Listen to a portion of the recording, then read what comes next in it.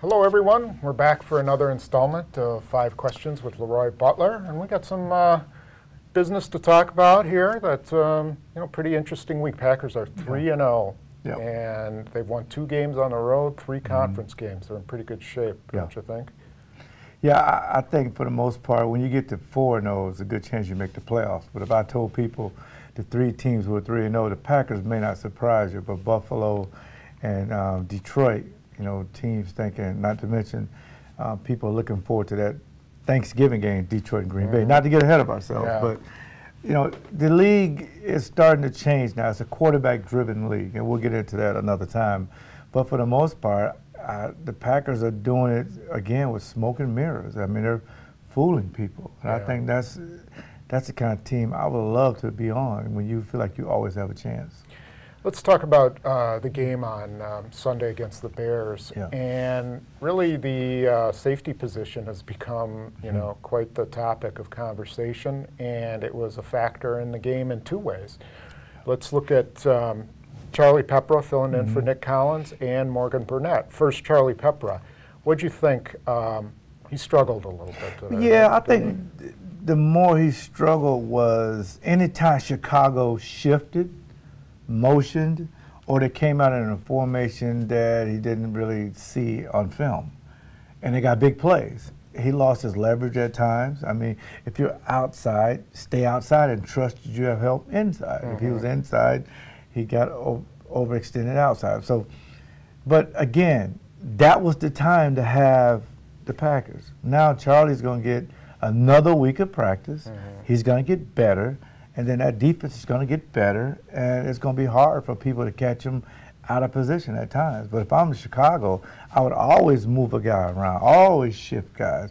You can't let a new safety just come in and just say, well, this is where I'm going. Right. Because every time Chicago didn't move, they just came and lined up. Charlie Pepra looked it very well, especially Morgan Burnett. His 2 interceptions came on formations where Chicago just came out, lined up, nobody moved. And Jay Cutler just, one of them just sailed on him, but it was a great, his second interception was pretty nice. Well, let's talk about Morgan Burnett. Here's a guy who's coming off ACL surgery. He did have a long time to rehab, which was probably fortunate that his injury happened so early in the season last year. But what skills do you see of him that interest you? Evaluate him as a player. Well, he's wearing the 42 number, so everybody wears that number. Especially when Sharper had it, you're supposed to be a playmaker. Now, without Nick Collins, you're going to be missing 6 interceptions every time he's not out there. This kid will get 6, 7, may get 10. He's a playmaker. This is why the Packers moved up in the draft to select him, and people were wondering why. He's not a hitter. Guys, no one are hitters anymore as safeties. They're tacklers. He has to bring in that deficit there with those 6 interceptions. So he's the playmaker.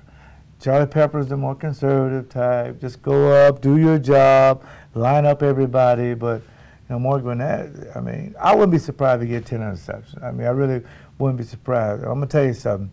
He goes after that ball, and one thing he does, Tom, better than me, he catches it. So I'm excited about good that. Hand. Yeah, good break hand. Break him down as just a player. Speed, strength. What do you think about it? See, the thing with Morgan Burnett that makes him a great player, and I think it's a misconception. You don't have to be 4.3 speed to play safety. You just have to have speed, catch-up speed, or adequate speed when you need it, like a switch to turn it on and off. And for the most part, the biggest thing about safeties, and I know a lot of them, Darren Sharper, Eugene Robinson, guys I all play with, we always talk about leverage. You have to have great leverage on tackles. You can't miss tackles. If you're missing tackles, they're normally touchdowns. You have to be in the right gap. I mean, you got to make sure everybody's lined up. A couple of times, it was out on the field, guys didn't really know what to do. It was a coverage. People may not know. Right. Safeties, calm. Hey, just calm down. I have it. Here's the coverage.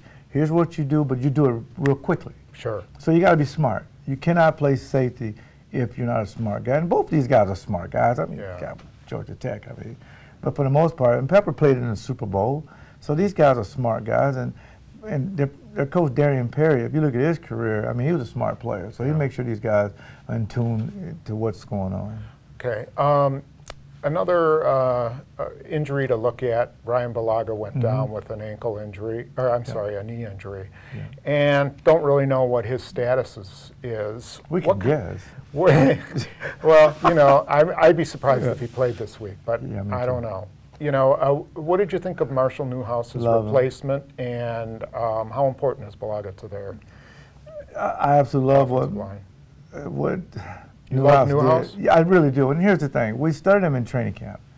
Didn't have a real good training camp. Not at right tackle. Not at right tackle at all. So it was some problems there. But you always saw him working and studying and finding out what can he do.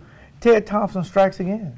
I mean, think about it. How many teams you can just throw a guy out there, and as soon as he goes out there, Julius Peppers goes over there, has him one-on-one, does an adequate job. Matter of fact, does a very good job. So again, you have to stockpile these guys. Now, we don't know how long Bulaga.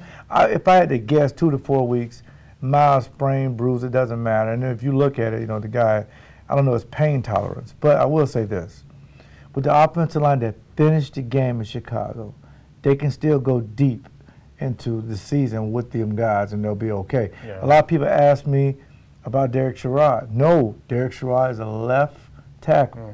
I don't want him running out there at right tackle if he hasn't experienced it. I mean, they started him out at left guard, but it's too early for people to even evaluate Derek Sherrod. I mean, I'm getting all these tweets and emails about, is he a bust? No, he's not even been on the field yet to be able to see that. I'm very happy with his progress. As a matter of fact, he's a true left tackle right now. Okay.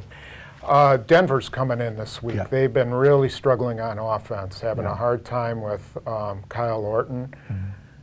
You know, I think pretty much they've indicated Orton will start again, but will we see Tim Tebow?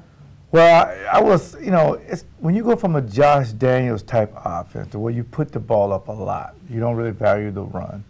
And now you're in a different offense. They got to find their identity. It takes, you know, 4 or 5 weeks to even find out your personnel. What are we good at? So Orton has put up some significant numbers last year with Josh Daniels, but it's going to have to take time. Now, with that being said, and I love Tim Tebow. I remember a Florida State guy. He's a University of Florida guy. I think he's one of the best college players of all time. He brings the fire and leadership to your team that you like, but this isn't college. And guys tune that out. And for the most part, you know, when it was his opportunity the last 4 games to play, you know, he didn't win, you know, the guy's over. And when John Elway comes in there, who may like him, by the way, when you're saying a true pocket quarterback, Orton is your guy. Right. Because remember, Tom, Orton was supposed to be in Miami.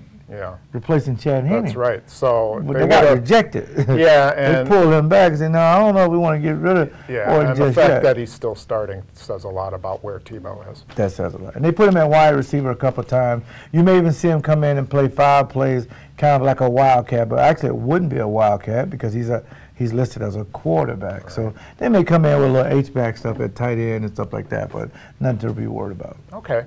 And now we've got a new feature that we will be going to every week, and it's going to be our Twitter question of the week. And you can send LeRoy a question through Twitter. Send it to my account at Tom Silverstein. And our first question this week is, you know, with the rise of big tight ends who can run down the middle, you know, is the Tampa 2, the cover 2 defense becoming obsolete? And this is from Chad Kemp. Thanks a lot, Chad. And no, because everybody does not have a Jermichael Finley. Okay, so the Tampa 2 will stay there. That defense will never leave. It'll be here when our great-great-great-grandkids are around. And I'll tell you why. The middle linebackers are going to get smaller and faster. Your linebackers, the athletic linebackers, have got to get better. But for the most part, when we say Tampa 2, both safeties are deep, middle linebacker is deep, and you just play very conservatively. But when you got a Jermichael Finley, you can split him out away from the slot receivers. He'll destroy any coverage. So he's just a weapon. I just hope the Packers we'll talk about Jermichael in the X's and O's segment about one of the touchdowns. He's a bad matchup for everything. Okay, well, thanks for joining us for 5 Questions with LeRoy Butler. Yeah, this is sponsored by CynicsMarket.com and W.J. Kuhn Automotive Center in Oak Creek. And don't forget to check in with X's and O's. We'll see you next week.